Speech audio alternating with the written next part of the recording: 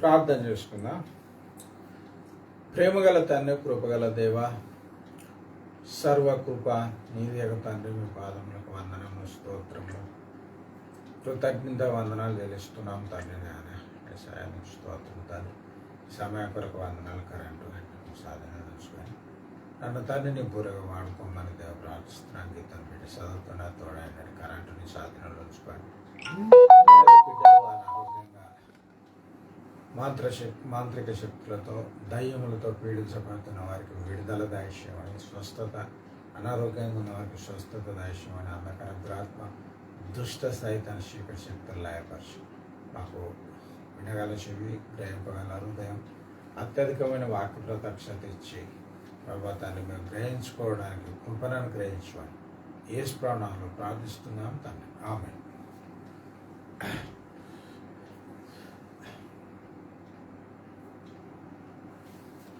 చెప్పండి.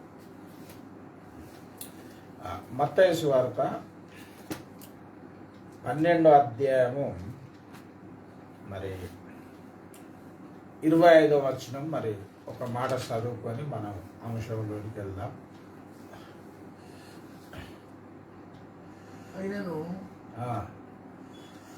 ఆయనను వారి తలంపులు నెరిగి వారితో వారితో ఇట్లనను తనకు తానే విరోధముగా వేరుపడిన ప్రతి రాజ్యమును పాడైపోవును. తనకు తానే విరోధముగా వేరుపడిన ఏ పట్టణమైనను ఏ ఇల్లైనను నిలువదు. గనక మరి మనకు ఇక్కడ మనం ఒక విషయాన్ని అర్థం చేసుకోవాలి. వాళ్ళు తలంపుల్లో అనుకున్న సంగతి ఏసాయ గ్రహించుతో అర్థం చేసుకుంటూ అలా తలంపులను ఎరిగేవాడు మాత్రం దేవుడు. ఎందుకంటే మనుషులు ఎరగలేరు కదా. ఇప్పుడు ఇవ్వలో మేము తలంచుకుంటాను, ఇవ్వల సంగతి ఇవ్వలో తెలిసి ఇవ్వలో తెలియదు, చెప్పుకుంటే తప్ప తెలియదు. కనుక తనకు తాను వేరైన ఏ రాజ్యమైనను లేక రాజ్యమైనను అని ఉంది కదా, అక్కడ రాజ్యమైనను ఏ పట్టణమైనను ఏ ఇల్లైనను నిలువనేరా. ఈ వాక్యాలు ఎందుకు చదివిపించిందంటే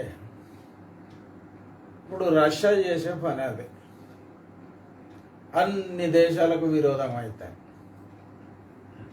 ఏదో మొదటి రోజు యుద్ధానికి కొందరు పట్టించుకోనట్టున్నారు, రెండో రోజు యుద్ధానికి కొద్దిగా ఏం సాయం చేయనట్టున్నారు. కానీ మూడో రోజుకు నాలుగో రోజుకు వచ్చే వరకు మరి ఎంత 25 దేశాలు మరి ఉక్రెయిన్కు మద్దతు ఇవ్వడం, లేకపోతే ఇప్పుడు నేను ఇదంటే మీరు టీవీలలో చూస్తలేరా కానీ మద్దతు ఇవ్వడం, లేక ఈ ఉక్రెయిన్ వైఖరిని ఇప్పుడు అనుభవంలో ఎత్తామంటే దరిదాపుగా ప్రపంచం అంతా శత్రువుగా మాట్లాడతారు. అయితే ఒక మాట మనం ఇక్కడ ఏమర్థం చేసుకోవాలంటే, ఇప్పుడు మనం మొన్న ఇది శుక్రవారం అనుకుంటా మనం ప్రసంగంలో మరి మత్తయి సువార్త చదువుకున్నాం. కరువులు, భూకంపంలో అవన్నీ మీకు తెలిసిన సేవకుల ద్వారా చాలాసార్లు నేను ఉంటాయి. అయితే మరి ఇప్పుడు ఎంతోమంది దేవుని బిడ్డలు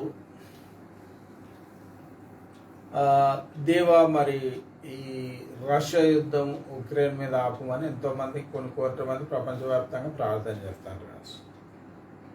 కొంతమంది మరి తప్పన ఒకవేళ దేవుడు ప్రకటించిండు కనుక అది నెరవేరాలి కదా, ఇక యుద్ధాలు ఇవన్నీ నచ్చుడు దేవుడే చెప్పిండు కనుక అని చేయకనే ఊరుకుంటారు. అయితే ఒక విషయం ఏంటంటే ఇప్పుడు మనకు అసలు చేయచ్చా చేయరా అదొక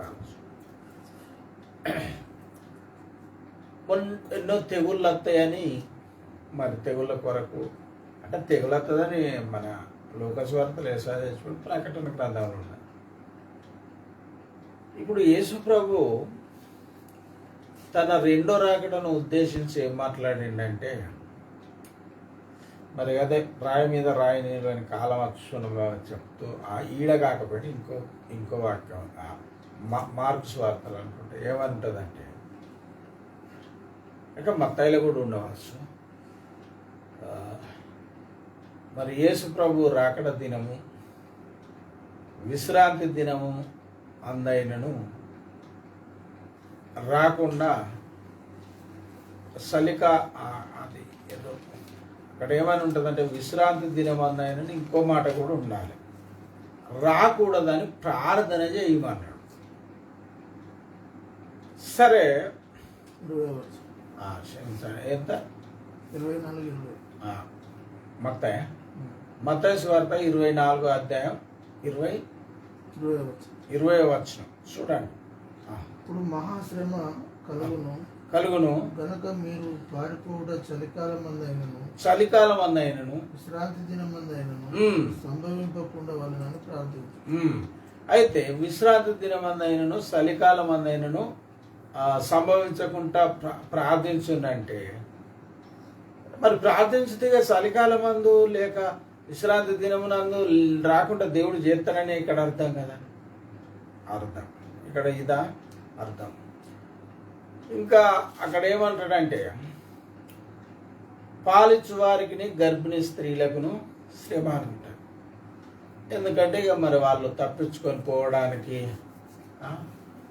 పరిగెత్తడానికి వాళ్ళకు ఎట్లుంటుంది, బాగుండదుగా. కనుక సరే, ఇప్పుడు ఆ సంగతి అక్కడ పక్క పెడదాం. ప్రార్థించుడి అంటే అర్థం ఏంది? ప్రార్థించుతా దినం చలికాలం అందు రావడం, కొరకు ప్రార్థన చేస్తే విశ్రాంతి దినం కొరకు ప్రార్థన చేస్తే ఆ దినం తప్పుతుంది అన్న అర్థమిస్తుంది కదా ఇక్కడ మాట, అర్థమిస్తాను. మరి అట్లయితే ఇక మనము ప్రార్థన చేసిన ప్రతిదీ మరి మనం అడ్డుకొని, ఇప్పుడు భూకంపం వచ్చిందని తెలిసిగా దేవ భూకంపం రావద్దు, లేక యుద్ధం వస్తుందని, ఇప్పుడు ఉక్రెయిన్ రష్యాకి వచ్చిన యుద్ధాన్ని బట్టి ప్రభావ యుద్ధాలు జరగకూడదు అని ఇట్లా మనం ప్రతిదానికి ప్రార్థన చేస్తే మరి లేఖనాలు ఎత్తు నెరవేరుతాయి. యేసయ్య ఏం చెప్పండి, ఈ మాట చెప్పినది దేవుడే ఏం చెప్పిండంటే, భూమి ఆకాశాలు గతించిన నా మాటలు గతించు అంటే అర్థమైంది. అంటే 100 అవి నెరవేరవలసిందే, నెరవేరాలని దానికి అర్థం. గనక మరి అట్లయితే ప్రార్థించమని ఎందుకు చెప్పిండంటే, ఒక విషయం మనం ఇక్కడ అర్థం చేసుకోవాలి. ఇప్పుడు మీకు ఒక మాట చెప్తా వినండి. మత్తయి సువార్త 7:7 ఏముంది? అడుగుడి మీకు ఇవ్వబడును, వెతుకుడి మీకు అడుగు తత్వానికి ఇవ్వబడును అన్నాడు. మరి మనకు అడిగినవన్నీ అవుతానయా? దేవుణ్ణి అడిగిన వాళ్ళందరికీ పెళ్ళి అయిందా? దేవుని అడిగిన వాళ్ళందరికీ పిల్లలు అయిందా? దేవుని అడిగిన వాళ్ళందరికీ ఆరోగ్యం ఉన్నదా? దేవుని అడిగిన వాళ్ళందరికీ ఐశ్వర్యం ఉన్నదా? లేదు కదా. అయితే మనం దానికి ఇంకొక దగ్గర వాక్యం తీసుకోవాలి. అక్కడ యోహాను పత్రికలు ఏమని ఉంటుందంటే, అక్కడ ఏమని ఉందంటే, తన చిత్తానుసారమైన ప్రతిదీ మనకు ఆయన దయచేయును అని. అంటే చిత్తం కాని ప్రతిదాన్ని చేయడానికి అర్థం. అదే విధంగా ఇప్పుడు ఇక్కడ చలికాలం అందైనను విశ్రాంతి దినం అందైనను రాకూడదంటే కొన్నిసార్లు దేవుడు ఆలకించాడు ప్రార్థన. దీనికి మీకు లేఖనాలు చూపెట్టగాని మీరు చాలాసార్లు లేక దేవుని సేవకుల ద్వారా ఇన్నుంటారు. ఒక మాట,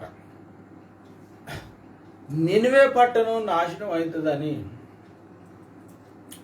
యోన ప్రకటించినప్పుడు 3 రోజులు కాదు, వాళ్ళు ఉపవాసం ఉండి ప్రార్థన చేస్తే ఏమైందని దేవుని వాక్యం, దేవుడు మనసు మార్చుకొని నినివే పట్టణస్తులను క్షమించాడు. కొన్నిసార్లు దేవుడు ప్రార్థన ఆలకించి అలాగున చేతులన్న కీడు మానుతాడు. కాబట్టి చేయడంలో మనకు తప్పేం లేదనుకో, లేక ఒకవేళ దేవుని చిత్తం అయితే దేవుడు కనుకరించుతా ఇది కూడా.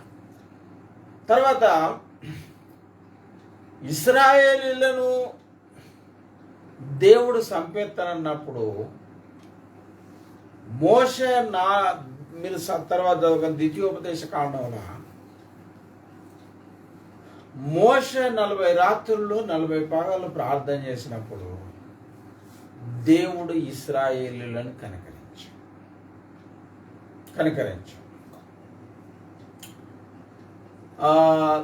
తర్వాత మన హిజ్కియా రాజు ప్రార్థన, ఆయన మరి చచ్చిపోతామని మరి యెషయా ప్రవక్త ప్రకటించినప్పుడు కన్నీళ్ళు ఇడిచి ప్రార్థన చేసినప్పుడు దేవుడు 15 సంవత్సరాలు ఆయుషించాడు.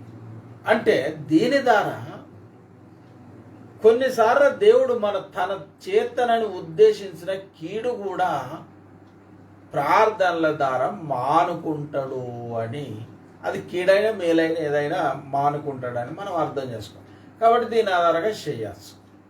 అయితే ఇక చేసిండు అని ప్రతిదానికి చేసుకుంటూ పోతే ఇక ఒక మాట, లేఖనాలు అయితే నెరవేరుతాయి చెప్పండి. లేఖనాలు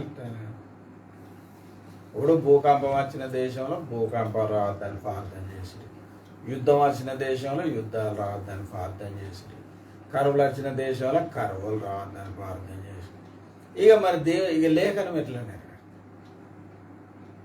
కాబట్టి ఏదో దేవుడు ఓ యుద్ధాన్ని మన ప్రార్థనని ఓ కరువునో లేకపోతే ఓ భూకంపాన్నో ఆపచ్చు.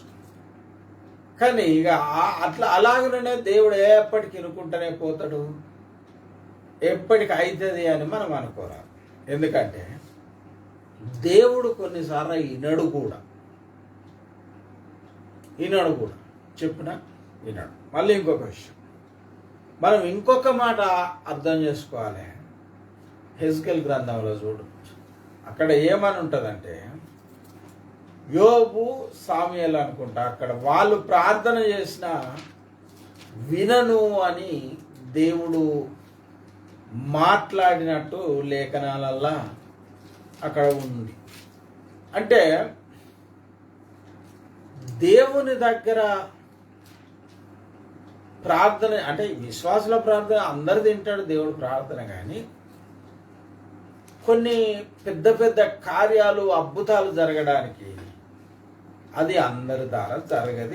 అందరికీ దేవుని ద్వారా అంత అద్భుతాలు చేయడానికి అందరి ప్రార్థనకు కూడా మరి అంత ప్రాముఖ్యత ఉండదు. ఎందుకంటే ఇప్పుడు మనకు చిన్న విషయం నేను చెప్తా, చిన్న విషయం అంటాను, ఒక విషయం నేను చెప్తా. యెహోషువ ప్రార్థించినప్పుడు మరి మనకు తెలుసుగా సూర్యచంద్రులు ఆగిపోయిందని మనకు దేవుని వాక్యం. కానీ మళ్ళీ ఇశ్రాయేలీయులు చేసిండ్రు. ఇప్పుడు ఆ ప్రార్థన ఇంకెవరో చేస్తే మళ్ళా అలాగునే జరుగుతుందని గ్యారంటీ ఏముంది? లేదు. మోసే కర్ర చాపగా ఎర్ర సముద్రం. ఇప్పుడు మనం పోయి కర్ర చాపితే మనం పోయి సూర్యుడు, అది దేవుడు అవసరాన్ని వాడి, అది దేవుని చిత్తం. అక్కడ యెహెజ్కేల్ గ్రంథంలో అయితే, యెహెజ్కేల్ గ్రంథంలో మరి ఇర్మియా గ్రంథంలో కానీ అక్కడ ఏముంటుందంటే యోబు సాముయేల్ లాంటి వారు మరి నా సన్నిధిలో లేక నా ఎదుట నిలబడి ప్రార్థన చేసిన ఇశ్రాయేలీయుల కొరకు నేను వినునని దేవుడు అంటే. కొన్నిసార్లు తన చిత్తము తన సంకల్పం నెరవేర్చుకోవడానికి, లేకపోతే తనకు కలుగజేసిన దుఃఖము బాధను బట్టి మరి దేవుడు వినకపోవచ్చు. కొన్నిసార్లు వినకపోవడం జరుగుతుంది, కొన్నిసార్లు వినడం జరుగుతుంది. కాబట్టి ప్రార్థన కనుక ఏమైనా ప్రార్థన చేస్తే ఇప్పుడు ఈ రాకడ సంబంధమైన గుర్తులు వాగుతాయని మనం చెప్పిన ఏదో ఒకటి అట్లా జరుగుతుంది అనుకుంటున్నాం. అంతేకాని లేఖనాలు తప్పకుండా నెరవేరవలసి. నెరవేరవలసిందే. ఎందుకంటే నెరవేరవలసింది కనుక కొందరు భక్తులకు దేవుడు ప్రార్థన చాలా ప్రాముఖ్యత ఉంటుందని మనం చెప్పుకోవడానికి. ఇప్పుడు ఏలియా ప్రార్థన చేసినప్పుడు 3.5 సంవత్సరాలు వర్షం పడలేదని వాక్యం. మరలా ఏలియా ప్రార్థన చేసినప్పుడు మరలా భూమి మీద వర్షం. అందరు చేస్తే అట్లా జరుగుతుందా చెప్పండి? మరి అహాబు రాజు అనుకుంటా సైనికులను లేక ఆ దేశస్తులను పంపించినప్పుడు ఆకాశం నుంచి అగ్ని వచ్చి వారిని దహించునుగాక అన్నప్పుడు అలాగనే జరిగింది. అగ్ని వచ్చి దానిలో ఇది చేసి కాల్చేసి కనుక ఇంకా దేవుడు ఏ ప్రార్థన అంగీకరించుతాడో ఏ ప్రార్థన అంగీకరించడో ఇక అదంతా మనం చెప్పలేము. కానీ ఇక చేయమన్నందుకైతే చేయాలి. ఇక అది దేవుని దయ, దేవుని కృప. ఇక మనం దేవుని మీద ఆధారపడాలి. గనక ఇప్పుడు ఇర్మియా గ్రంథంలో మరి ఇర్మియా 4వ అధ్యాయంలో దేవుడు అక్కడ మాట మాట్లాడతాడు. ఇర్మియా గ్రంథం అంతా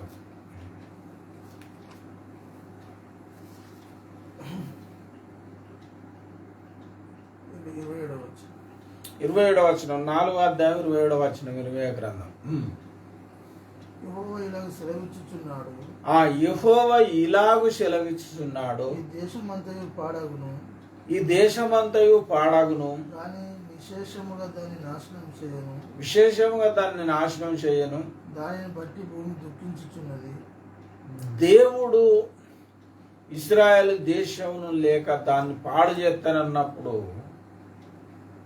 అయ్యో దేవా అట్లేందుకు చేస్తాను అని భూమి దుఃఖించిందట. భూమి దుఃఖించుచున్నది. పైన ఆకాశం కారు కమ్మి ఉన్నది. పైన ఆకాశం కారు కమ్మి ఉన్నది. అయితే నేను దానిని నిర్ణయించినప్పుడు మాట ఇచ్చితిని. నేను పశ్చాత్తాపపడటం లేదు, రద్దుపరచడం. కనుక దేవుడు కొన్ని మాటలు ఇచ్చినప్పుడు దాని గురించి పశ్చాత్తాపడడం అంటే బాధపడడం, పశ్చాత్తాపడడం కానీ రద్దుపరచడం అంటే ఆపడం. రద్దుపరచడం కానీ లేదు, ఏంటి రద్దుపరచడం కానీ లేదు. గనుక రద్దుపరచడం కానీ పశ్చాత్తాపడడం కానీ ఉండదు దేవుడికి. ఎందుకు అంటే మరి అట్లయితే ఆయన ప్రకటించినా ఏవి నెరవేరాయి. మరి దేవునికి అలాంటి స్వభావం, అలాంటి ఉద్దేశం ఉంటే ఇంకా ప్రకటించడు దేవునికి. అలా జరిగించుతారనే ప్రకటించుతుంది. ఇశ్రాయేలీయుల కొరకు ఆ దేవుడు ఇప్పుడు వీళ్ళు చేసిన పాపాలను బట్టి, వీళ్ళు చేసిన అవిధేయతను బట్టి ఏమన్నాడంటే మరి ఇదే ఇర్మియా గ్రంథంలో ఉంటుంది. ఇశ్రాయేలీయులు 70 సంవత్సరములు మరి మన బబులోను తీసుకుపోబడడం. గనుక దేవుడు ప్రతిదాన్ని మనం ఇప్పుడు మన జీవితంలో కూడా ఇప్పుడు మనం అడిగేటి అని అయితే బైబిల్లో రాసినాయి. ఇప్పుడు ఇలా దేవొక దిశ కావాలని మనం ప్రార్థన చేసుకుంటాం. ఇప్పుడు అది రాసేం లేదు కదా. కానీ దేవుడు చిత్తం అయితే తింటాడు, లేకుంటే లేదు. ఇక అది దేవుని చిత్తం. గనుక ఇంకో మాట కీర్తనల గ్రంథము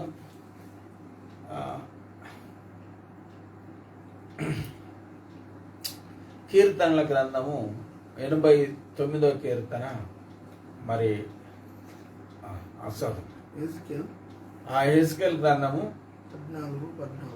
14 అంటే ఎందుకంటే దొరకలేదు, చాలా కష్టమైంది. కానీ ఆఖరికన్నా దేవుడు బయలుపరిచింది. ఎందుకంటే లేఖన ఆధారాలు చెప్పకపోతే కూడా మరి కొందరు నమ్మరు కదా.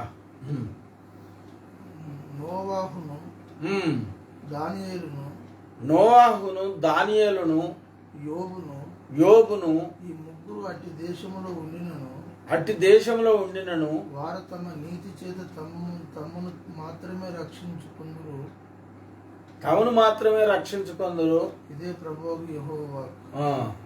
బాటసారులు సంచరింపకుండా ఆ దేశం నిర్జనమై పాడగునట్లు నేను దాని మీదకి దుష్ట మృగములను రప్పించదు. ఆ ముగ్గురు దానిలో ఉండినను ఆ దేశం పాడైపోవును. నా జీవము తోడు వారు తమను మాత్రమే రక్షించుకుందరు గాని కుమారులైన కుమార్తెలను రక్షింపకుందరు. ఇదే ప్రభువు యెహోవా. విన్నారు కదా. గనక మనం అర్థం చేసుకోవాలి. సరే, ఇలాంటి వారు ప్రార్థనలో దేవుని సన్నిధిలో ప్రార్థించినా ఇలాంటి వారు వాళ్ళ తమ మట్టుకే రక్షించబడతారు, కానీ ఇంకా ఆలకించేది ఏముండదు కొన్నిసార్లు దేవుడు. సరే, ఇంకొక విషయం ఏంటంటే ఆ కీర్తనల గ్రంథం 89వ కీర్తన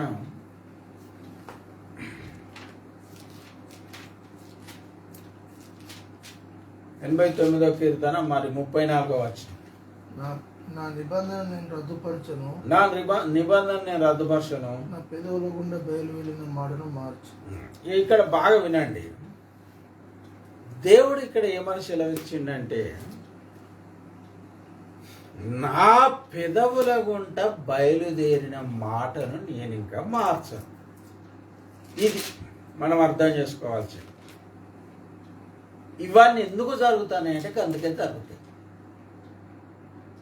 ఎందుకంటే దేవుడు ఒక మాట వలికిండు అంటే అది నెరవేరవలసిందే.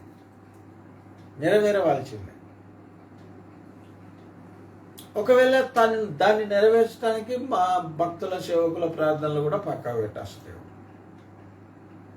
దేవుడు తన మాట కొరకు ఓ మాట చెప్పాడు. యెషయా గ్రంథము తన మాట నెరవేర్పు విధానం చెప్పిండు. ఎట్లుంటుందంటే ఒక ఫలానా అని తీరు ఉంటుందని చెప్పాడు. చూడండి, 55వ అధ్యాయం 10వ వచనం. యెషయా గ్రంథం 55:10. వర్షమును హిమమును ఆకాశం నుండి వచ్చి అక్కడికి ఎలాగ మరలక. చూడండి, మరి నోహావు కాలములా స్టార్ట్ అయింది కదా వర్షం. ఇంతవరకు వర్షాలు పడుతూనే ఉన్నాయి ఇన్ని వేల సంవత్సరాల నుంచి. మనసు కూడా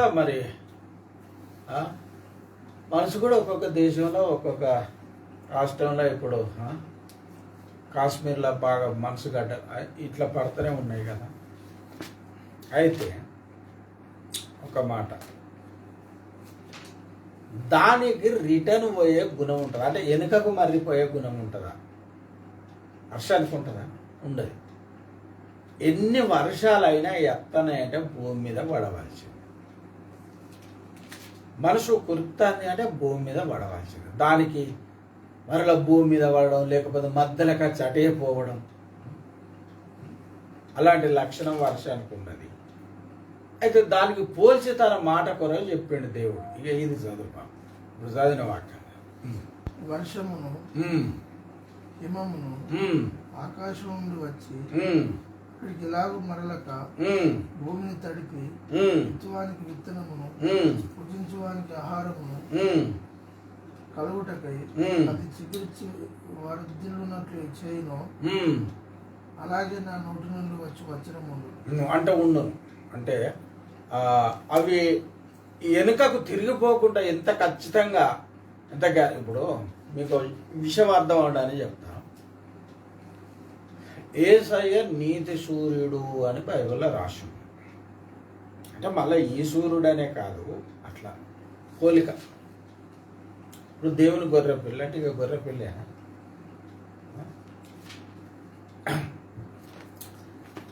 అయితే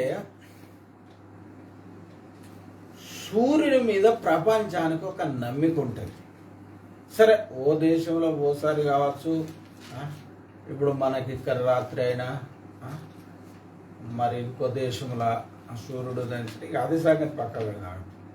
కానీ ఇప్పుడు మన కాలమాన ప్రకారం ఇప్పుడు మనం మాట్లాడుతున్నాం. ఇప్పుడు 8 అయింది, రాత్రి అయింది. 8 కాదు, 8:20 అవుతుంది. అయితే రేపు సూర్యుడు రాడేమో అని ఎవరికైనా అనుమానం ఉంటుందా? చెప్పండి. ఎవరికి అనుమానం ఉండదు. ఎందుకంటే ఎవరికి అనుమానం ఉండదు. ఎందుకంటే దేవుడు సూర్యుని చంద్రుని సృజించడం మొదలుకొని సూర్యుడు అస్తమించడం ఉదయించడం ప్రపంచవ్యాప్తంగా జరుగుతూనే ఎవరికేమో అనుమానం ఉండదు. ఏమో ఇప్పుడు వాన మబ్బు వచ్చిందంటే ఏమో కొడుతుందని గ్యారంటీ ఏంద్రని వాడు బండి వేసుకొని పోతాడు. గంత మబ్బు వచ్చింది, చీకటోలు వచ్చింది, కొట్టకుండా పోతుందా అని ఒకటి ఇంట్రుండవచ్చు. దీనికి మాటలు 2 విధాలు ఉంటాయి. కొట్టచ్చునని కొందరు, వర్షం పడవచ్చునని కొందరు, వర్షం పడకపోవచ్చునని కొందరు. అది కొన్నిసార్లు అట్లా కూడా జరుగుతుంది. మబ్బచ్చి ఎంతో తీవ్రం మబ్బచ్చి మొత్తం పగటిలో చీకటి గమ్మినంత మబ్బచ్చి ఎక్కడిదక్కడ తేలిపోయిన సందర్భాలు కూడా ఉంటాయి. ఏమో ఇక పడుతుందా వర్షం అన్నకుంటే చాలా మొసమర్రకుండా కొట్టిన సందర్భాలు ఉంటాయి. కాబట్టి వర్షం కొరకు ఇటువంటి అభిప్రాయం ఉంటుంది. వర్షం అలాగా కూడా చేస్తుంది. కానీ ఏమో సూర్యుడు రేపు ఉదయిస్తాడని గ్యారంటీ ఏంది? గ్యారంటీగా ఉదయిస్తాడు అని కొందరు, గ్యారంటీగా ఉదయించకపోవచ్చునని కొందరు వాదిస్తారు భూమి మీద. ఆ మాట ఎవరు అన్నారు. ఎందుకంటే అంత గ్యారంటీ అన్నమాట సూర్యుడు. మరి దేవుడు చేసిన సూర్యుడే దేవుని మాటకు అంత నమ్మకంగా లోపడి మరి ఆ విధంగా జరుగుతుంది సృష్టిలో. అందుకే నీతి సూర్యుడు అని యెషయా కొరకు ఉన్నది కదా. గనక దేవుని మాట కూడా అలాంటిదే. వర్షమును హిమమును ఆకాశము నుంచి వచ్చి ఎట్లా మరల తిరిగిపోవు, నా నోటి నుంచి వచ్చి వచ్చిన అలాగుండును. అంటే నా మాట కూడా అంతే, అది నెరవేరాలి అంతే. కానీ నా దగ్గరికి తిరిగి నిష్ఫలంగా రాదని చెప్పిండి. ఆ వాక్యంలో చూడండి, అదే చదువు బాబా, అదే చదువు. వర్షమును హిమమును ఆకాశం నుండి వచ్చి అక్కడికి ఇలాగ మరలక భూమిని తడిపి విత్తువానికి విత్తనమును భుజించువానికి ఆహారమును కలుగుటకై అది చిగిర్చి వర్ధిల్లునట్లు చేయును. అలాగే నా నోటి నుండి వచ్చి వచనము అముండును. నిష్ఫలముగా నా యొద్దకు మరలక. విన్నారు కదా, నేను మాట్లాడిన మాట నిష్ఫలంగానంటే నెరవేరకనని అర్థం చేసుకోండి. నెరవేరక నా యొద్దకు మళ్ళా తిరిగి రాక మరలక అది నాకును అనుకూలమైన దాన్ని నెరవేర్చు. దేవుడు తనకేది అనుకూలమని భూమి మీదకి తన మాటను ప్రకటించిండో దాన్ని నెరవేరుస్తాయి.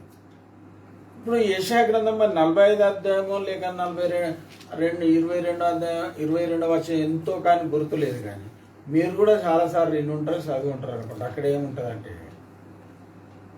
ప్రతి మోకాలు నా నామమున వంగుననియు నా పేరట నేను ప్రమాణం చేసి ఉన్నానని. 23 ఎన్నో అధ్యాయం? 45 అధ్యాయం 23 వచనం చూడండి. యెషయా గ్రంథం. నా ఎదుట ప్రతి మోకాలు వంగుననియు ప్రతి నాలుకయు నా తోడని ప్రమాణం చేయుననియు నేను నా పేరట ప్రమాణం చేయుచున్నాను. నీతిగల నా నోటి మాట బయలుదేరి ఉన్నది. నీతిగల అది దేవుని నీతి అందులో కనిపిస్తుంది మాటలనే. నీతిగల నా నోటి మాట బయలుదేరి ఉన్నది. అది వ్యర్థం కాదంటే ఇక్కడ నిష్ఫలం కాదన్నాడు, అక్కడ యుద్ధం కాదు అంటే మనం ఒకటి అర్థం చేసుకోవాలంటే అట్టిగా ఊరికనే నెరవేరకుండా దేవుని మాటలు పోవు అని మనం అర్థం చేసుకోవాలి. ఎందుకంటే దేవుని నీతిగల నోటి నుంచి బయలుదేరిన మాట అది రద్దు అవటానికి కానీ, అది నిష్ఫలం అవ్వటానికి కానీ, అది నెరవేరకుండా పోవటానికి కానీ ఎలాంటి వీలు కానీ అవకాశం కానీ లేదు. ఏదో ఇక భక్తులు మొరపెట్టుకుంటే దేవుడు మార్చిందని మారుతానని ఇక సమాధానం ఎత్తిగా అది సంగతి వేరు, కానీ దేవుడి మాట మాత్రం అలాంటిది. కనుక మనం కొన్నిసార్లు ప్రార్థన చేసినా యుద్ధాలు మానకపోవచ్చు, తెగులు లాగకపోవచ్చు. మరి దేవుడు ప్రార్థన వింటాడు కదా, ఎందుకు వింటలేడని మీరు అనుకోవద్దని ఇదంతా చెప్పిన. కనుక వినొచ్చు, వినకపోవచ్చు, ఇక అది ఆయన చిత్తం. సరే, ఏదో మనకు దేవుడు పరిశుద్ధాత్మ ద్వారా తన ప్రేమను మనలో కుమరించాడు కనుక, మనుషులందరి కొరకు మనలో ప్రార్థన చేయమన్నాడు కనుక, మరి అక్కడ ఇప్పుడు ఉక్రెయిన్ దేశంలో 87% క్రైస్తవులు ఉన్నారంట. సరే, క్రైస్తవులు లేని దేశం కొరకు అయితే ప్రార్థించద్దా? వాళ్ళు హృదయ కఠినాన్ని బట్టి దేవుని నమ్మకపోతే సరే మనం ప్రార్థించిన తర్వాత సంగతి. ఇక దేవుని మాటల నెరవేర్పు ఈ విధంగా ఉంటాయి. గనక దేవుడు ఒకటి ప్రకటించిండు అంటే దేవుడు ఇప్పుడు చూడండి, హెబ్రీ పత్రిక 1వ అధ్యాయం 1వ వచనం. 1వ అధ్యాయం 1వ వచనం. పూర్వకాలమందు నానా సమయములలోను నానా విధములుగాను ప్రవక్తల ద్వారా మన పితరులతో మాట్లాడిన. చూడండి, ఆదాముతో నీ సంతానానికి స్త్రీ సంతానానికి వైరం కలగ, ఆది కాండం చదువుడు అవసరం లేదు కానీ 3:15 మనకు ఉంది కదా. ఆడ మొదలుకుంటే పాత నిబంధనలో యేసయ్య మొదటి రాక కొరకు ఎన్నో ప్రవచనాలు ప్రవక్తల ద్వారా దేవుడు మాట్లాడి అవన్నీ క్రీస్తులో నెరవేరినాయి. సరే, ఆనాడు ప్రవక్తల ద్వారా మాట్లాడిన దేవుడు నానా విధములుగా ప్రవక్తల ద్వారా మన పితరులతో మాట్లాడిన దేవుడు ఈ దినముల అంతమందు కుమారుని ద్వారా మనతో మాట్లాడాడు. కుమారుని ద్వారా మనతో కనుక దేవుడు మాట్లాడిండు కనుక ఈ యుగ సమాప్తికి ఈ కరువులు, భూకంపాలు, రోగాలన్నిటి కొన్ని సూచనగా ఇచ్చిండు కనుక, అయినా అంత వెంటనే రాదన్నాడు కనుక ఇక ప్రార్థించడం ప్రార్థించకపోవడం ఇక అది మీ నిర్ణయం. కనుక దేవుడు కొన్నిసార్లు ఆలకించవచ్చు, కొన్నిసార్లు ఆలకించకపోవచ్చు కదా, ఆయన చిత్తం. ఇప్పుడు కీర్తన గ్రంథంలో ఉంటుంది, నాకు గుర్తులేదు కానీ, మరి దేవుడు తన చిత్తమంతయు నెరవేర్చుకున్నాడు. చిత్తమైనది దేవుడు కొన్నిసార్లు జరుగుతాడు, చిత్తం కాకపోతే కొన్నిసార్లు జరిగించకపోవడం జరుగుతుంది. సరే, ఇప్పుడు ఇక మనం రోమపత్రిక చదువుకుందాం. ఇది ఇప్పటి పరిస్థితులను బట్టి అట్లా చెప్పవలసి వచ్చింది. మన అంశం ఏంటంటే ఇక మరి మనది రోమపత్రిక, మరి 3వ అధ్యాయం కాడికి వచ్చినాం. అది మనం ఇప్పుడు చెప్పుకునేదే, దాన్ని మరి ప్రారంభించుదాం. 3వ అధ్యాయం 1వ వచనం.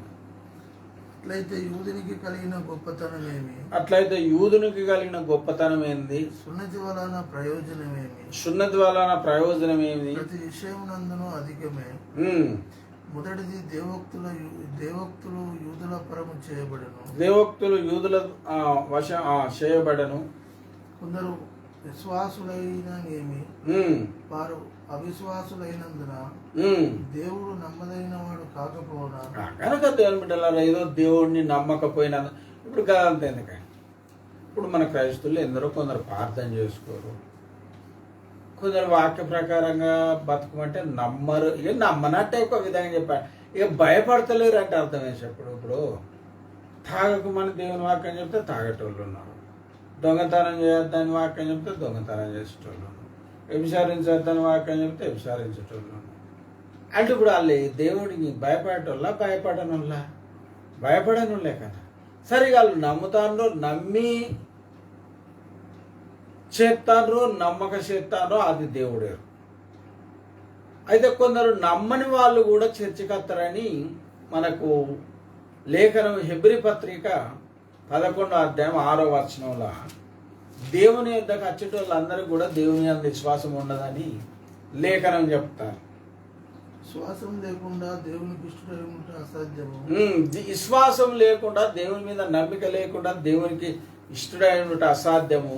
దేవుని వద్దకు వచ్చేవాడు ఆయన ఉన్నాడని తన వెతుకు వారికి ఫలం దయచేయవాడని నమ్మవాడు. అంటే ఎవరి మాట్లాడుతాండి? దేవుని యొద్దకు వచ్చువాని కొరకు. అంటే మనకు అర్థమయ్యేటట్టు చెప్పాలంటే చర్చి కలిసేటువంటి కొరకు మాట్లాడతారు. కొందరు ఇదంతా నమ్మరు, పట్టించుకోరు కనుకనే వాక్యం ఒకటి చెప్తే వాళ్ళు ఇంకొకటి చెప్తారు. అది నమ్మని కిందకే లెక్క. సరసరు ప్రతి విషయమందున అధికమే. మొదటిది దేవోక్తులు యూదుల పరము చేయబడను. కొందరు అవిశ్వాసులైననేమి వారు అవిశ్వాసులైనందున దేవుడు నమ్మదగిన వాడు కాకపోవును. కొందరు నమ్మనంత మాత్రాన దేవుడు నమ్మదగిన వాడు కాకపోవునా అట్లా రాదు. నీ మాటలలో నీవు నీతిమంతుడుగా తీర్చబడినట్లు నీవు వాద్యమాడినప్పుడు గెలుచున్నట్లు అని వ్రాయబడిన ప్రకారం ప్రతి మనుషుడును అబద్ధికుడు అగును గాని. విన్నారు కదా, ప్రతి మనుషుడు అబద్ధికుడు అగును గాని దేవుడు సత్యవంతుడు కాకతీరుడు. విన్నారు కదా. అవట్లా అంటే ఇప్పుడు ఒక మనిషి అబద్ధికుడు ఎట్లయితాడు చెప్పండి? మాట ఇవ్వడం చేయకపోవడం, ఇదే కదా, అంతే కదా. మాట ఇవ్వడం చేయకపోవడం ఇదే అబద్ధికుడు అనటానికి సూచన, అంతే కదా. అసొంటోళ్ళకే కదా లోకం అబద్ధికుడు. కనుక మనుషులందరూ అబద్ధికులైనను దేవుడు సత్యవంతుడు కాక. దేవుడు అటు ఒక మాట తెలాగు చేస్తాడో అది సంఖ్యాకాండం 23వ అధ్యాయం 19వ వచనంలో రాయబడ్డది. సంఖ్యాకాండం 23వ అధ్యాయం 19వ వచనం. దేవుడు అబద్ధమాడుటకు ఆయన మానవుడు కాడు. విన్నారు కదా, దేవుడు అబద్ధమాడుటకు ఆయన మానవుడు కాడు. అంటే మనుషులే ఆ పని చేస్తారు కానీ దేవుడు అలాగ చేయడానికి. పశ్చాత్తాపడుటకు ఆయన నరపుత్రుడు కాడు. పశ్చాత్తాపడుటకు మన నరపుత్రుడు కాడు. ఆయన చెప్పి చేయకుండా ఆయన మాట ఇచ్చి స్థాపించకుండా అంటే చెప్తే తప్పకుండా చేస్తాడు.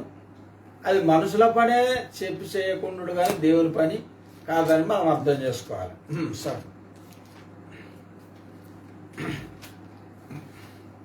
నీ మాటలలో నువ్వు నీతిమంతుడుగా తీర్చబడినట్లును నువ్వు వాద్యమాడినప్పుడు గెలిచినట్లును అని రాయబడిన ప్రకారం ప్రతి మనుషులను అబద్ధికుడగును గాని దేవుడు సత్యవంతుడు కాక. కనుక దేవుడు సత్యవంతుడు, ఆయన సత్య స్వరూపి లేక ప్రేమ స్వరూపి, సత్య స్వరూపి. కనుకనే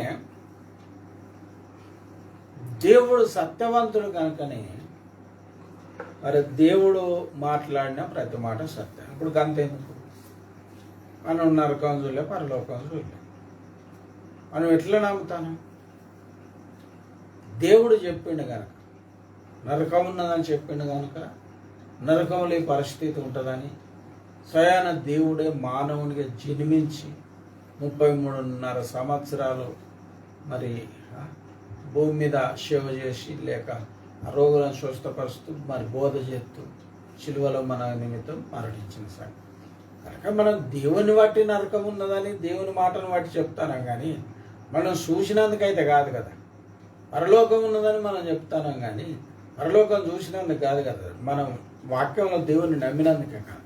కనుక మనుషులు అందరు అబద్ధికులైన దేవుడు సత్యవంతుడు కాకమన. అది మనం దేవుని సత్యం మీద నమ్మిక ఉంచి మనం బ్రతుకుతాము.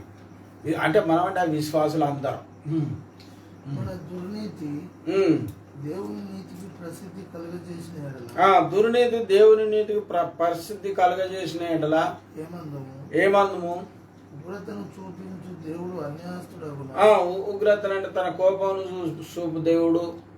ప్రసిద్ధి అంటే ఇక గొప్పతనం అనుకో. నేను మనుష్య రీతిగా మాట్లాడుచున్నాను అట్లనరాదు. అట్లయిన ఎడల దేవుడు లోకమును ఎట్లా తీర్పు తీర్చును? దేవునికి మహిమ కలుగునట్లు నా అసత్యము వలన దేవుని సత్యము ప్రబలిన ఎడల నేను ఇకను పాపినైనట్టు తీర్పు పొందనేలా నేను కలుగుటకై కీడు చేయదామని నేను చెప్పుచున్నామని కొందరు మమ్మను దూషించి చెప్పు ప్రకారం. విన్నారు కదా, మేలు కలుగులని కీడు చెప్తున్నాను దూషిస్తానట కనుక దేవుని సేవకులు నమ్మకమైన వాళ్ళు దూషించబడడం అనేది ఈ ఆఖరి దినాల్లో అంటే సర్వసాధారణం. ఎందుకంటే చాలా మంది మారు మనసు లేని వాళ్ళు ఉంటారు కనుక. మేలు కలుగుటకు కీడు చేద్దామని మేము చెప్పుచున్నామని కొందరు మమ్మల్ని దూషించి చెప్పు ప్రకారం. కొందరు దూషించి చెప్పు ప్రకారం మేమెందుకు చెప్పరాదు? మేమెందుకు చెప్పరా? మేము కూడా అట్లా చెప్పచ్చు కదా. అటు వారికి కలుగు శిక్ష న్యాయం. శిక్ష దేవుడు అలాంటి వారిని శిక్షించడం న్యాయం. అందుకే మనం చూడకుండానే చేయకుండానే ఆ పాస్టర్ రాసుకుంటాడు, ఈ పాస్టర్ ఇసుకుంటాడు, ఏదో ఆ పాస్టర్ రాసి ఏదో మన ఇంటి పక్కకి ఇల్లు కట్టుకున్నట్టు, ఆయన క్రియలన్నీ ఏదో మనం చూసినట్టు, ఊరికనే ఎక్కడనో ఉన్న వాళ్ళని మనం ఇవ్వల మాట విని దూషించడం అది మనకు శిక్ష విధికే కారణమవుతుంది కనుక ఈ అనడం దూషించడం కంటే దూషించకుంటుంటేనే మనకు న్యాయం.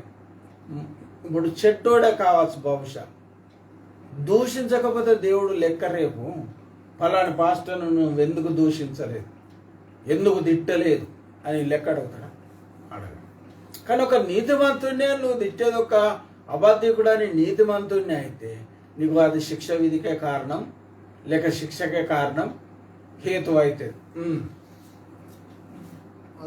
అలాగైనా ఏమందుము మేము వారికంటే శ్రేష్ఠులమా, తక్కువ వారమా, ఎంత మాత్రము కాము. ఎంత మాత్రము కాదు, అటు కాదు ఇటు కాదు. యూదులేమి గ్రీసు దేశస్తులేమి, యూదులేమి గ్రీసు దేశస్తులేమి అందరూ పాపమునకు లోనై ఉన్నారని ఇంతకు ముందు దోషారోపణ చేసి ఉన్నాం కనుక మరి అందరు పాపమునకు లోనైన వారు లేఖనం చెప్తాను, అందరు పాపులేనని వాక్యం చెప్తాను. ఇందును గురించి రాయబడినదేమనగా నీతిమంతుడు లేడు ఒక్కడును లేడు, నీతిమంతుడు లేడు ఒక్కడును లేడు, గ్రహించువాడు ఎవడును లేడు, దేవుని వెతుకువాడు ఎవడును లేడు. ఇది ఈ లోక పరిస్థితి. అందరూ ఏకముగా పనికి మాలిన వారైరి కనుక అందరితో తప్పి పనికి మాలిన వారైరి. ఏదో తమ తోచిన విధంగా ఆరాధించుకుంటూనే ఉంటారు కానీ వాస్తవంగా దేవుని కొరకు నీతిగా బ్రతికిన వాడు లేడు, దేవుణ్ణి ఎతికిన వాడు లేడు.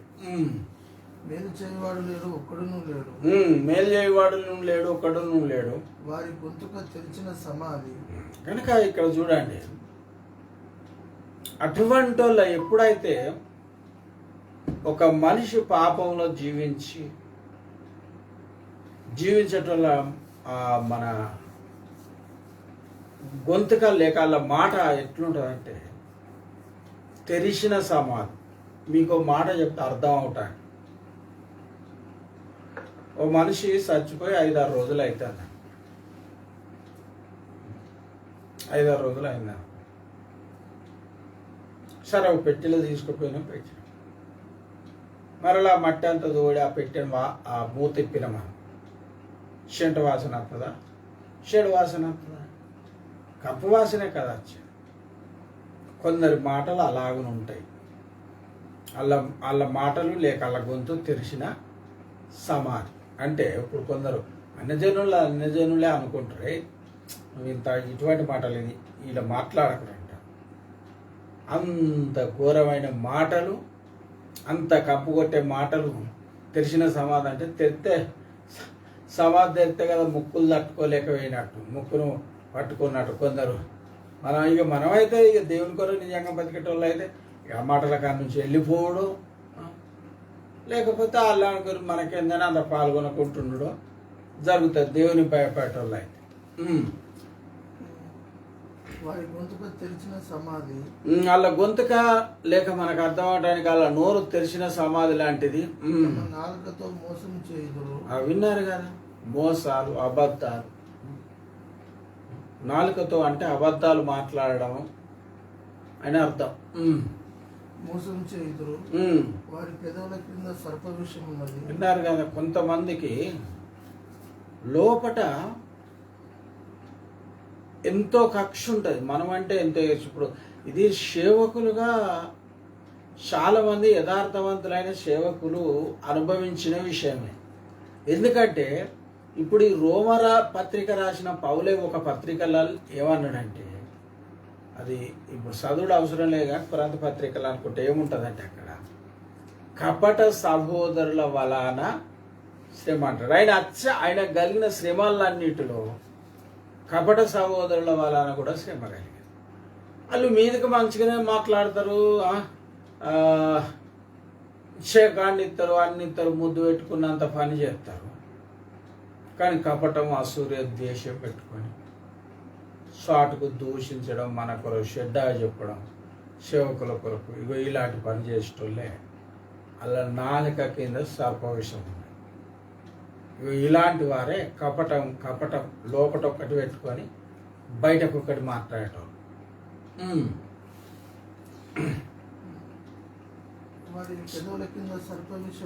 వాళ్ళ పెదవుల కింద సర్ప విషం ఉన్నది. నోటి నుండి శపించుటయు పగయు ఉన్నది. వాళ్ళు పగతో నింపబడతారు. అటుగానే నిష్కారణంగా ఏ తప్పు చేయని సేవకుల పట్ల కూడా పగ పెట్టుకుంటారు. శపించడం ఏమైనా ఎక్కువ శాపం వచ్చిన మరి మనం శపించరాదా? దేవుడు ఏమన్నాడు? మిమ్మల్ని శపించిన వారిని కూడా దీవించున్నాడు. సరే ఒకసారి కోపం వచ్చి శపించిన అయ్యతానని తప్పైందని ఒప్పుకోవడం తప్ప ఇక మనం అయితే ఏం చేయరాదు. కానీ ఇలా అదే పని అట. రక్తం చిందించుటకు వారి పాదములు పరిగెత్తుచున్నవి. విన్నారు కదా, హత్యలు. మాటలు మాట్లాడితేనేమో సమాధిర్త్య కంపవాసన వచ్చినట్టు వచ్చును, లోపటనేమో సర్ప విషయం, పెదవుల కపటం. రక్తం చిందించడంటే ఇక జంతువుల రక్తం చిందించుట పాపం అవుతుందా, మనుషులకు చిందించుతానా బైబిల్ ప్రకారంగా? ఇప్పుడు చూడండి, ఓ మేకని తెచ్చి మేము ఇక్కడ కోసుకున్నాం అనుకో, దానికి అయితే రక్తం చిందదా, కానీ అది పాపం అవుతుందా? మరి ఏదైతే ఒక మనిషిని హత్య చేయడం అయితే, ఒక మనిషిని రక్తం చిందించడం అయితే పాపం అయింది. ఒక జంతువు రక్తం చిందించడం ఏం కాదు కదా. కనుక వీళ్ళు అంతకులు కూడా నేను అర్థం. అందుకే పరిగెత్తుతారా. నాశనమును కష్టమును వారి మార్గంలో నాశనం. ఇప్పుడు చూడండి, ఎంతో మంది ఎన్నో చిన్న చిన్న పాపాలు, చిన్న అని కాదు కానీ పాపం పెద్దది. చూడండి, ఇప్పుడు ఒక్క 5 నిమిషాల వ్యభిచారం కొరకు అత్యాచారం చేసి ఆ స్త్రీలను, ఆ పిల్లలను, వాళ్ళను చంపి ఆయన జీవితము 20 ఏళ్ళనే, 25 ఏళ్ళనో, 18 ఏళ్ళనో, అంటే అత్యాచారాలు 80 ఏళ్ళ ద్వారా కూడా జరుగుతున్నాయి. కానీ వీడైతే వారి జీవితాన్ని అయితే 20 ఏళ్ళోడు, 18 ఏళ్ళోడు అయితే నాశనం చేసుకున్నట్టే కదా. అవునంటారా కాదంట?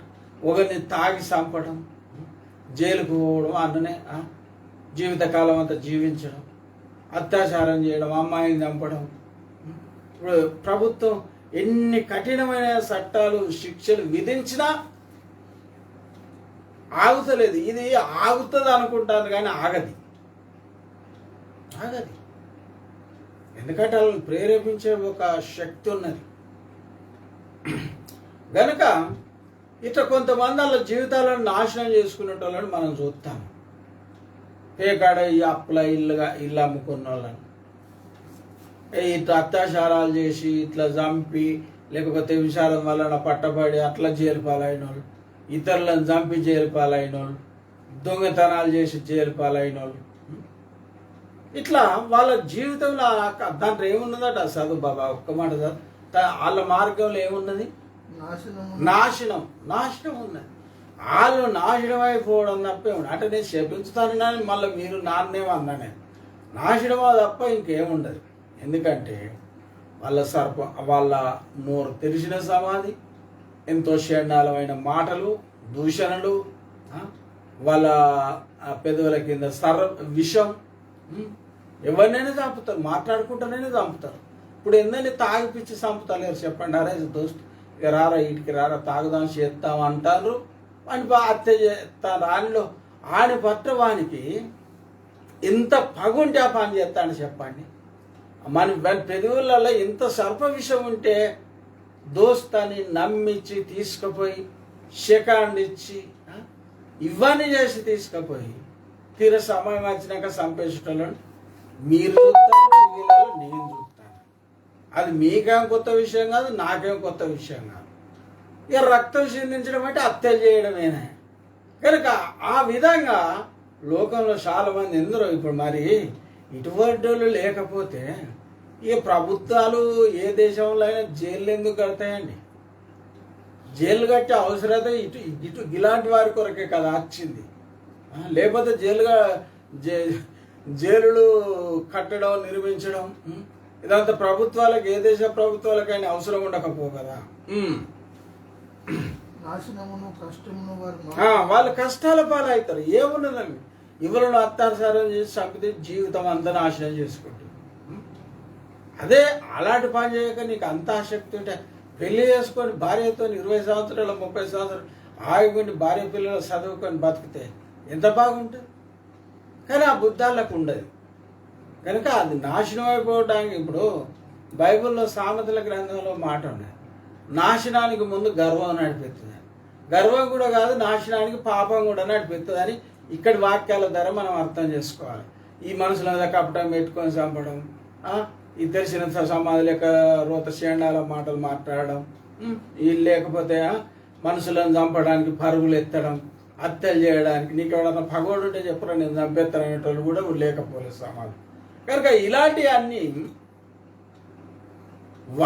వాళ్ళే నాశనం చేసుకోవడానికి హేతువులు కారణాలు అవుతాయి. ఇప్పుడు ఒక మనిషిని చంపేస్తాను, చంపి ఆడ సాధించింది ఏమున్నది? ఈడు భార్య పిల్లలకు లేకపోతే తల్లిదండ్రులకు దూరం అయిపోయి జీవితకాలం అంతా జైలు శిక్ష పడబట్టే ఈడు కూడా బతికిందన్న ప్రయోజనం ఏమున్నది? అట్లా కొంతమంది వాళ్ళలో ఉన్న పాపాలను బట్టి వాళ్ళలో మంచితనం లేకుంటే అటువంటి వాళ్ళకు సువార్త చెప్పినా మనలో కూడా చంపడానికి ప్రయత్నం చేస్తారు. అంత కక్షగల్లోళ్ళు ఉంటారు. నాశనమును కష్టమును వారి మార్గంలో ఉన్నవి, శాంతి మార్గం వారు ఎరుగరు. విన్నారా? కనుక దేవుని బిడ్డలారా, శాంతి మార్గం వాళ్ళు ఎరగరంటే వాళ్ళకి తెలియదు. ఇప్పుడు మనం చెప్పుకున్నటువంటి వాళ్ళు కూడా మరి ఒకప్పుడు నరహంతకులుగా, వ్యభిచారులుగా, దొంగలుగా, కపట సహోదరులు ఉండి ఇప్పుడు మంచి నీతివంతులు యేసయ్య రక్తం ద్వారా కడగబడి నీతివంతులై ఇప్పుడు శాంతి మార్గంలో శాంతి సమాధానంగా నడుచుకునేటోళ్ళు ఈనాడు ప్రపంచంలో 100 కోట్ల మంది ఉంటారు. కనుక శాంతి మార్గం వాళ్ళు ఎరగరు కనుకనే వాళ్ళు అలాగున చేస్తారని మనం అర్థం చేసుకోవాలి. వారి కన్నుల ఎదుట దేవుని భయం లేదు కనుక వాళ్ళు దేవుడు ఉన్నాడని నమ్మినా భయపడరు, లేడని నమ్మినా భయపడరు, నా ఉన్నాడని నమ్మినా భయపడరు. వాళ్ళకి దేవుని భయం ఉన్నాక కవ్వెందుకు చేస్తారండి. ప్రతి నోరు ముయ్యబడినట్లును సర్వలోకము దేవుని శిక్షకు పాత్రమగునట్లును. మళ్ళీ ప్రతి నోరు ముయ్యబడినట్లును సర్వలోకము దేవుని శిక్షకు పాత్రమగునట్లును ధర్మశాస్త్రము చెప్పుచున్న వాటన్నిటిని ధర్మశాస్త్రమునకు లోనైన వారితో చెప్పుచున్నదని ఎరుగుదు అంటే ధర్మశాస్త్రం నమ్మే వాళ్ళకి చెప్పుచున్నదని ఎరుగుదు. ఎలయనగా ధర్మశాస్త్ర సంబంధమైన క్రియల మూలముగా ఏ మనుషుడు ఆయన దృష్టికి నీతిమంతులను తీర్చబడడు. ఎందుకంటే ఇప్పుడు చూడండి, మీకు మాట చెప్తా. యోబు కొరకు మొదటి అధ్యాయంలో సాక్ష్యం ఇచ్చిన లెవెలు అతనంత యథార్థవంతుడు కానీ నీతివంతుడు కానీ లేడని సాక్ష్యం ఇచ్చినోడు భూమి మీద ఒక్కడును లేడని దేవుడే సైతాంతం సాక్ష్యం చెప్పినాడు. కానీ ఏ యోబు కొరకైతే దేవుడు యోబు గ్రంథంలో ఆ మాట చెప్పిండు, మరలా ఆ యోబు గ్రంథంలో ఏముందంటే మానవుని నీతి దేవుని దృష్టికి మురికి గుడ్డ లాంటిది. ఇప్పుడు అంటే దేవుని పరిశుద్ధతకు మన పరిశుద్ధతను పోల్చరా. ఇప్పుడు చూడండి, సూర్యుని కాంతి ఎక్కడ, దీపకాంతి ఎక్కడ? పట్ట పగలు తీసుకుపోయి ఒక దీపాన్ని ముట్టించి చూడని దీపం ఎంత వెలుగుతుంది. గనక దేవదూతలే పరమందు శరాపులు ఎగురుసు ఆయనను ఆరాధించుతూ పరిశుద్ధుడు పరిశుద్ధుడు సైన్యములకు అధిపతి యెహోవా పరిశుద్ధుడు పరిశుద్ధుడైన ఆయన పొగుడుతాడు. గనుక అందుకే దేవుని వాక్యంలో మనం ఎలాగ నీతిమంతులమైనమో లేఖనం చెప్తాను. అందుకే చెప్పిన ఇదేనగా ధర్మశాస్త్ర సంబంధమైన క్రియల మూలముగా ఏ మనుషుడు ఆయన దృష్టికి నీతిమంతుడని తీర్చబడడు. ధర్మశాస్త్రం వలన పాపం అనగా ఎటులో తెలియదు. పాపం ఇలాంటిది అని తెలుస్తుంది. ఇప్పుడు ధర్మశాస్త్రం ఇప్పుడు మీకు చిన్న విషయం చెప్తాడు, ఓ విషయం చెప్తాడు. ఇప్పుడు మనము నిర్గమకాండం 20 అధ్యాయం మొదటి నుంచి చదివినాం అనుకోండి. నేను తప్ప వేరొక దేవుడు ఉంటారు. ఇప్పుడు అది పక్క పెట్టాడు. వ్యభిచారించవద్దు, దొంగిలించవద్దు, నరహత్య, ఇట్లా తెలుస్తుంది అంతే. ఇట్లుండగా ధర్మశాస్త్రమునకు వేరుగా దేవుని నీతి బయలుపడుచున్నది. ధర్మశాస్త్రం వేరుగా దేవుని నీతి బయలుపడుచున్నది. దానికి ధర్మశాస్త్రమును ప్రవక్తలను సాక్ష్యమిచ్చుచున్నారు. దానికి ధర్మశాస్త్రమును ప్రవక్తలను సాక్ష్యమిచ్చుచున్నారు. అది యేసుక్రీస్తు యందలి విశ్వాసం మూలమైనదై నమ్మవారందరికీ కలుగు దేవుని నీతి అయినది. కనుక దేవుని బిడ్డలారా, మనం నీతికున్నందుకు నీతిమంతులం కాదు, నమ్మినందుకు నీతిమంతులం దేవుని దృష్టి. ఇప్పుడు అబ్రాహాం సువార్త నమ్మినా అది అతనికి నీతిగా ఎంచబడేది. గనుక మనం విశ్వాసం ద్వారానే నీతిమంతులం. మరి విశ్వాసం ద్వారానే నీతిమంతులం అంటే ఇక విశ్వసించినందుకే దేవుడు ఏం చేసిండో అక్కడ రాయబడి ఉన్నది. అది యేసుక్రీస్తునందలి విశ్వాసం మూలమైనదే నమ్మువారందరికీ కలుగు దేవుని నీతి అయినది. ఏ భేదమును లేదు. అందరూ పాపం చేసి దేవుడు అనుగ్రహించి మహిమను పొందలేకపోవచ్చు. ఏ భేదం లేదు. ఎందుకంటే నేను ఈ వరకు కూడా వేరే ప్రసంగాలలో అంటే ఏ భేదం అంటే కుల భేదం కానీ, దేశ భేదం కానీ, భాష భేదం కానీ, రంగు భేదం కానీ, పొట్టి అన్న భేదం కానీ, పొడుగన్న భేదం కానీ, స్త్రీ అన్న భేదం కానీ, పురుషుడు అన్న భేదం కానీ, ఏ భేదం లేకుండా దేవుని దృష్టిలో అందరు పాపం చేసి దేవుడు అనుగ్రహించి మహిమను పొందలేకపోతున్నారు. కాబట్టి నమ్మువారు ఆయన కృపచేతనే యేసుక్రీస్తునందలి విమోచనం ద్వారా యేసుక్రీస్తునందు మనకు కలిగే విమోచన విడుదల ద్వారా నమ్మువారిని ఉచితముగా నీతిమంతులను తీర్చబడుచున్నారు. ఉచితంగానే దేవుడు మనం ఏం పైసలు కట్టకుండానే క్రీస్తునందు దేవుడు మనలా నీతిమంతులుగా తీరుస్తాడు. మరి సరే, ఈ ఉచితంగా ఏదో దేవుడు ఆ పాత నిబంధనలు చేయలేకపోయిందా? మరి ఆ ఇశ్రాయేలీయులు అందరినీ అరణ్యంలో ఎందుకు చంపేసిండంట? చదువు. ఉచితముగా నీతిమంతులను తీర్చబడుచున్నారు. పూర్వం చేయబడిన పాపములను దేవుడు తన ఓరిమి వలన ఉపేక్షించినందున మనం పూర్వం చేసిన అంటే ఇప్పుడు 20 సంవత్సరాల ఇప్పుడు నేను దాదాపు 16 సంవత్సరాల రక్షించాం. అప్పుడు అంటే పెద్ద పాపం ఉండదు అనుకోండి. అంటే ఎందుకుండా చేసేటోళ్ళకు ఉంటుంది. కానీ తర్వాత ఇప్పుడు 50 ఏళ్ళు వచ్చి 40 ఏళ్ళు వచ్చి ఇట్లా ఆ వయసులో రక్షించబడేటోళ్ళు అలా లోకంలో ఎన్ని పాపాలు చేసి ఉంటారు. కనుక అవన్నిటిని దేవుడు తన ఓరి వలన మరి కరుణించి క్షమించి ఉపేక్షించినందున ఆయన తన నీతిని కనపరచవలనని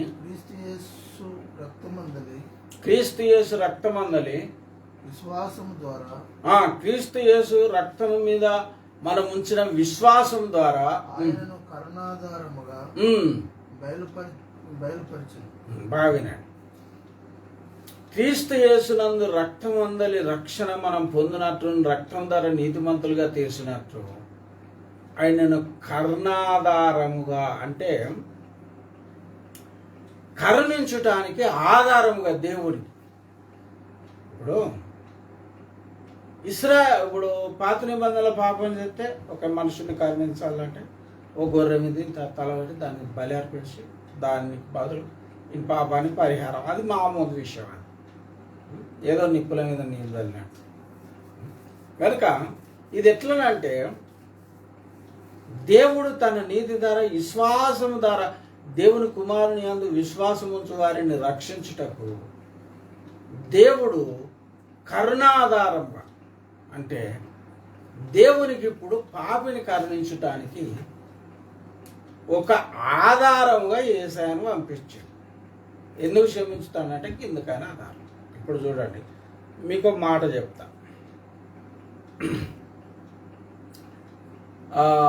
మొదటి కొరింథీ పత్రిక 10వ అధ్యాయం మరి అక్కడ మొదటి నుంచి అనుకుంటా చదువు. సహోదరులారా, ఈ సంగతి మీకు తెలియకుండా నాకు ఇష్టం లేదు.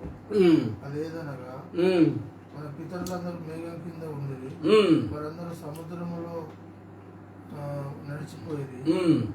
అందరూ మోషను బట్టి మేఘములోను సముద్రంలోను బాప్తిస్మం పొందింది. అందరూ ఆత్మ సంబంధమైన ఒకే ఆహారం భుజించేది. అందరూ ఆత్మ సంబంధమైన ఒకే పానీయము పానం చేసేది. ఏదైనా తమ వెంబడించిన ఆత్మ సంబంధమైన బండలోని త్రాగిది. ఆ బండ క్రీస్తే.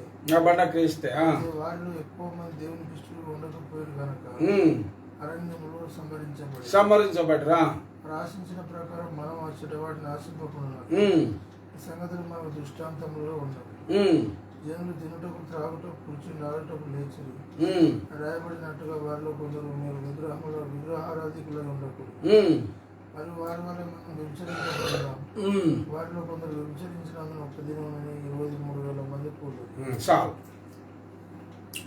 అందులో కొందరు వ్యభిచరించినందున ఒక్క దినమున దేవుడు 23,000 మందిని చంపేశాడు.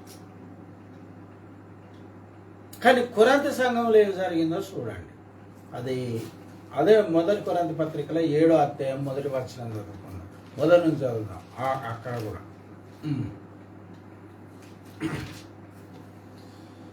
మీరు రాసిన వాటి విషయం స్త్రీని ముట్టకుండా పురుషునికి మేలు. గనక జారత్వం లేక వ్యభిచారం జరుగుతుంది గనక ప్రతి వారికి సొంత భార్య ఉండవాలి. మరి దేవుడు ఇళ్ళని చంపేయాలి. మరి అలా చంపేసినప్పుడు ఇళ్ళని చంపేయాలి అంటే అట్లా ఉండద్దు అన్నాడు. అంటే ఇక నిన్ను పాపం చేయమని ప్రోత్సహిస్తానని నన్ను మళ్ళీ వేరే అర్థం. కానీ ఇప్పుడు ఎందుకంటే కొంచెం పాత నిబంధనకు కొత్త నిబంధనకు తేడా ఏంటంటే ఇప్పుడు దేవుడు పాపిని కరుణించడానికే యేసయ్యను పంపాడు. విశ్వాసం ద్వారా రక్షించడానికే యేసయ్యను పంపాడు.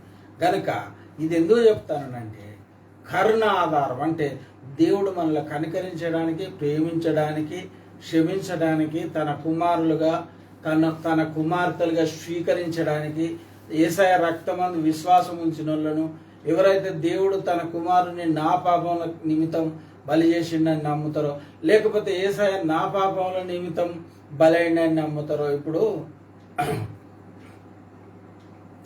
మన యోహాను సువార్త 10వ అధ్యాయం 18వ వచనంలో యేసయ్య మాట చెప్పాడు.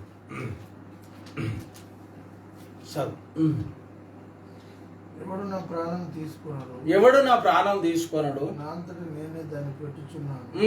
దాన్ని పెట్టుటకును నాకు అధికారం కలదు, దాన్ని తిరిగి తీసుకున్నటకు నాకు అధికారం కనుక యేసయ్య చెప్పాడు నా ప్రాణం పెడతానా. ఎందుకు పెడతానంటే మా పాపుల నిమిత్తమైన మనని. కనుక దేవుడు కరుణాధారంగా పంపించాడు. కనుక యేసయ్య దేవుడు మనల్ని కరుణించడానికి యేసయ్య మన నిమిత్తం తన ప్రాణం ఇచ్చి మళ్ళీ తిరిగి తీసుకొని సమాధిలో నుంచి 3వ దినమున లేచిండు. కనుక ఇప్పుడు దేవుడు మనల్ని కరుణించటానికి బలి కూడా అవసరం లేకుండా మరి ఇప్పుడు కరుణించటానికి దేవునికి ఒక ఆధారం ఉన్నది అన్నట్టు. కరుణాధారం అంటే కరుణించడానికి ఆధారం. కనుక దేవుడు ఇప్పుడు మనల్ని ఎంతటి పాపంలైనా మరి ఇప్పుడు అందుకే ఇప్పుడు చూడండి, అందుకే మన ఇది మొదటి యోహాను పత్రిక 2వ అధ్యాయం మొదటి వచనం చూడండి. అక్కడ ఏముందో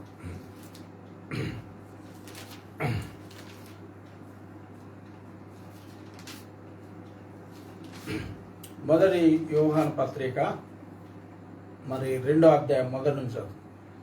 నా చిన్నపిల్లలారా, మీరు పాపం చేయకుండాకై సంగతులను మీకు రాయిచున్నాను. ఎవడైనా పాపం చేసిన నీతిమంతుడైన యేసుక్రీస్తును ఉత్తరవాది తండ్రి వద్ద మనకు. ఇది మనకు ఆధారం.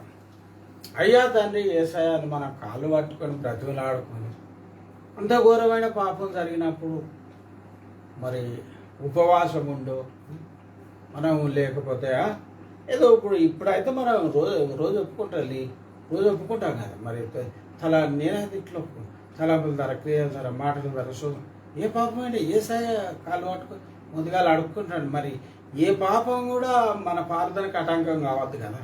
కనుక మనం అట్లా అనుదినం ఒప్పుకొని సరి చేసుకోవడానికి మనకు కరుణించటానికి ఒక ఆధారంగా యేసయ్య పంపబడ్డాడు. కనుక మనకు పాప క్షమాపణ దేవుని దారినే మనకు నీతి. దాంట్లోనే ఆ 1వ అధ్యాయం 9వ వచనం చదువు, యోహాను సువార్త. ఇది మీరు చాలాసార్లు వినే ఉంటారు.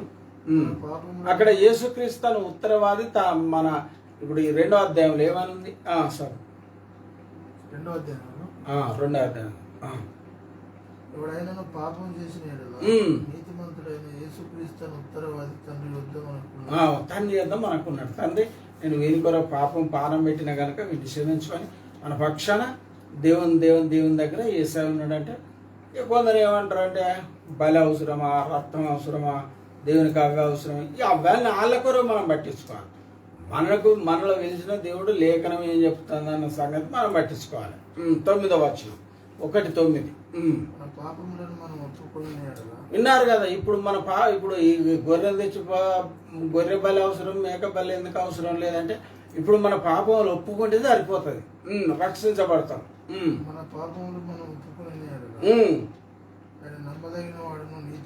ఆయన నమ్మదగిన వాడును నీతిమంతుడును మాట తప్పని వాడు గనక పాపులను రక్షించడానికే ఈ లోకమునకు అత్యుతిని అన్న మాట నెరవేర్చడానికి కోటి పాపాలు చేసిన ఆయన కరుణిస్తాడు. ఇంకొక విషయం, ఇంత పాపం చేసిన దేవుడు కరుణించడు అనడానికి బైబిల్లో ఎటువంటి ఆధారం లేదు. లేకపోతే భూమి మీద ఉన్న పాపాలన్నీ నువ్వు ఒక్కరికి చేసినా దేవుడు క్షమిస్తాడు. ఎందుకంటే నేను పాపలను రక్షించడానికి ఇప్పుడు క్రేజా చెప్పిన వైద్యుడు రోగులకు అవసరమే. ఇప్పుడు ఏ రోగం వచ్చినాడైనా డాక్టర్ దగ్గరికి పోతాడు. డాక్టర్ ఒకవేళ వైద్యశాస్త్రం ప్రకారంగా కొన్ని రోగాలకు మందులు లేవు, కానీ యేసయ్య రక్తంలో అయితే ప్రతి పాపికైతే రక్షణ ఉన్నది, పాప క్షమాపణ ఉన్నది. అక్కడేమనుంది? ఆ 9వ వచనం చదువు. నేను మోగించుతా, ఒక 5 నిమిషాలు ఎక్కువనే అయింది. మన పాపములను మనం ఒప్పుకొని నమ్మదగిన వాడును నీతిమంతుడు గనక ఆయన మన పాపములను క్షమించి సమస్త దుర్నీతి నుండి మనల్ని పవిత్రులు. అవాది ఇప్పుడు యేసయ్య మనల్ని పవిత్రులుగా చేస్తాడు కనుక అందుకే మనకు జంతువు అవసరం లేదు, మీకు గొర్రె అవసరం లేదు, మీకు అవసరం లేదు. యేసు రక్తం అందు మనం విశ్వాసం ఉంచితే చాలు, మనం రక్షణ పొందుతాం, రక్షించబడతాం. మనం తప్పిపోయినప్పుడు కూడా అయ్యా తాను మొరపెట్టుకున్నప్పుడు దేవుడు మనల్ని తప్పకుండా క్షమించుతాడు. దేవుడు మనకు సహాయం చేసి మారు మనసు అనుగ్రహించి దేవుని అందరి స్థిరమైన విశ్వాసం దేవుడు మనకు అనుగ్రహించిన కాక ప్రార్థన చేసుకున్నాం. ప్రేమగల తండ్రి, కృపగల దేవ, పరిశుద్ధమైన సర్వకృప నీది అడుగుతాను. నాయన నీకు వందనాలు. కరుణాధారముగా కరుణించడానికి ఆధారముగా తండ్రి నాయన నీవు మా పాపాల నిమిత్తం బలైపోయినందుకు నాయన నీకు వందనాలు.